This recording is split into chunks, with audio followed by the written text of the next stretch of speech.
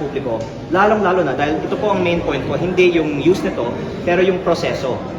Ang panawagan ko, i-debate natin lahat ng mga budget, lalo na yung mga ini-increasean ng budget, dahil ang Kongreso ay nagtaas ng sariling budget ng 10.5 billion pesos na walang debate.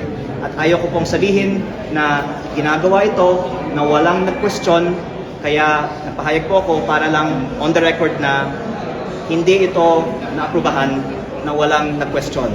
May nag-question pero hindi pinagbigyan tayo na talakayin ito sa Kongreso ngayong araw. Dagdagan ko po isang bagay pa.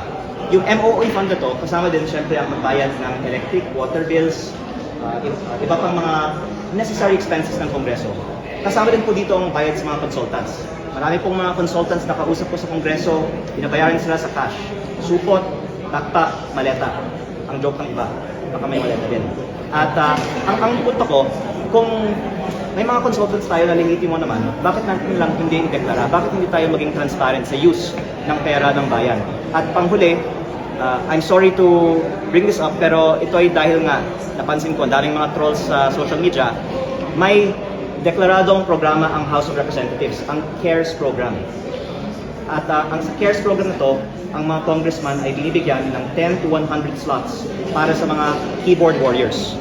At ang panawagan ko ay maging transparent tayo para sa mga miyembro ng CARES program. I'm sorry if there are members of the House who will disagree with what I'm saying, but at least I'm asking that we be transparent on this para wala na pong spekulasyon sa mga use of funds na ito.